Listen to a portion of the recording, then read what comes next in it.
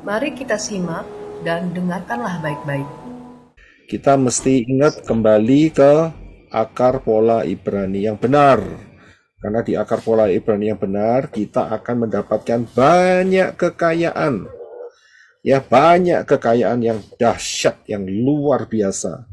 Ya, dan juga di dalam akar pola Ibrani yang benar, kita mendapatkan kekayaan, ya, pengertian, pemahaman, ayat-ayat yang tidak bertabrakan satu sama lain dan jelas sekali, sangat-sangat jelas, ya. Tapi di luar pola Ibrani itu miskin, ya, tidak punya apa-apa, bahkan hanya sedikit ya saja yang bisa digali. Dan saudara juga harus ingat mengenai prinsip daripada Dafar Elohim, salah satunya adalah nubuat adalah pattern. Nubuat itu adalah pola, ya. Apa yang Bapak Ibu lakukan di masa yang lalu yang berupa prophecy atau nubuat itu mempunyai dampak dan gambaran yang kita bisa lihat di masa yang akan datang. Ya, jadi ini prinsip yang luar biasa. Nubuat adalah pola, jangan pernah lupa. Perhatikan yang saya berikan. Ya, aku Yahweh, ya, jadi aku itu adalah Yahweh, akan mengadakan perjanjian antara aku Yahweh dengan engkau. Karena Yahweh saat itu sedang berbicara dengan Abraham serta keturunanmu. Nah, ya, kita harus tahu bahwa Abraham itu keturunannya itu bukan cuma satu, tapi banyak. Nah, yang mana, ya? Nah, kemudian saya lanjutkan terlebih dahulu, turun temurun, ya. Jadi aku Yahweh akan mengadakan perjanjian antara aku yaitu Yahweh dengan engkau Abraham serta keturunanmu turun temurun, ya, menjadi perjanjian yang kekal, ya. Jadi perjanjiannya itu kekal. Kekal itu berarti nggak terbatas selamanya. Supaya aku yaitu Yahweh menjadi Elohimmu, yaitu menjadi sesembahan Abraham, dan Elohim sesembahan keturunanmu.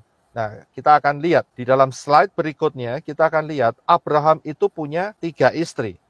Ya, di dalam tradisi Ibrani ada yang mengatakan bahwa Hagar itu sama dengan Ketura. Tapi anggaplah kita buatlah karena ada 3 nama, jadi kita buatlah 3. Ya, kita ikutin apa yang dikatakan Tanak. Abraham, istri pertama adalah Sarah. Tetapi Sarah mandul, sehingga Sarah memberikan Hagar kepada Abraham. Ya, dan Hagar menghasilkan seorang keturunan yang bernama Ismail. Dan dari Ismail, maka keluarlah 12 raja-raja. Yaitu, saudara bisa lihat di dalam Kejadian 25 ayat yang ke-12. Setelah Sarah meninggal dunia, maka Abraham mengambil perempuan lagi, dan namanya yang tercatat dalam kitab Tanak itu namanya Keturah. Nah, Keturah menghasilkan beberapa anak lagi, Simran, Yoksan, Medan, Median, dan sebagainya. Saudara bisa lihat itu di dalam 1 Tawarikh 1 ayat yang ke-32.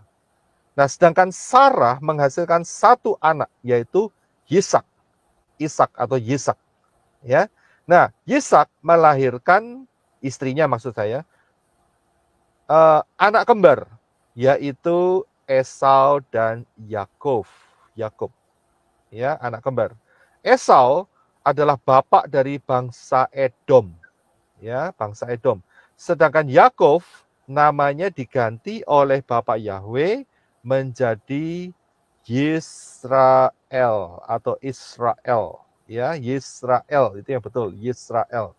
Dan Yakov melahirkan 12 anak laki-laki yang menjadi 12 suku bangsa Israel. Nah, kalau kita lihat dari bagan ini, keturunan mana yang Bapak Yahweh pilih untuk menjadi perjanjian yang kekal? Ya kan? Dengan satu syarat. Syaratnya apa? Kalau saudara lihat ayat di bawahnya, yaitu bahwa Yahweh menjadi sesembahan dari Abraham. Maksud saya begini, Yahweh yang adalah sesembahan dari Abraham dan juga sesembahan dari keturunan Abraham. Kalau saudara lihat, perhatikan sampai hari ini, keturunan yang mana yang tetap menyembah kepada Yahweh, ya? Keturunan mana yang tetap menggunakan nama Yahweh. Nah, kita tahu bagaimana kita cara tahunya. Saudara perhatikan yang ini dia, ya. Kalau saudara memang kelihatannya kecil-kecil, tapi kalau saudara zoom, ini adalah yang telah kita ucapkan tadi, yaitu Shema Yisrael, Yahweh Eloheinu. Ya, ini ya. Dan itu terus sampai yang ke bawah. Cara bacanya dari kanan ke kiri. Nah, Shema Yisrael ini terdapat di dalam Ulangan 6 ayat 2. Bahasa Indonesianya diterjemahkan, dengarlah hai Yisrael, Yahweh itu sesembahan kita. Sesembahannya siapa? Sesembahannya Israel. Karena dikatakan Shema Yisrael. Ya, Yisrael adalah Yakov. Karena Yakov namanya diganti menjadi Yisrael. Dan doa ini, ucapan ini, pengakuan iman ini, sampai detik ini tetap dipegang teguh oleh bangsa Israel. Jadi kita tahu bahwa suku mana yang atau keturunan mana yang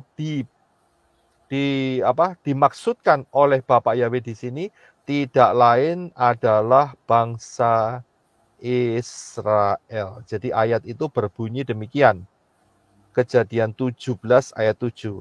Akulah Yahweh akan mengadakan perjanjian antara aku Yahweh dan engkau Abraham serta keturunanmu yaitu Yisrael turun-temurun menjadi perjanjian yang kekal, supaya aku, yaitu Yahweh, menjadi sesembahanmu, Elohimmu Abraham, dan Elohim sesembahan keturunanmu, yaitu Israel. Ya, jadi Bapak Yahweh telah menyatakan dirinya kepada Abraham dan juga kepada Ishak dan kepada Israel, Yakub dan Israel. Jadi saudara paham, perjanjiannya ini kekal. Kekal itu berarti selama-lamanya.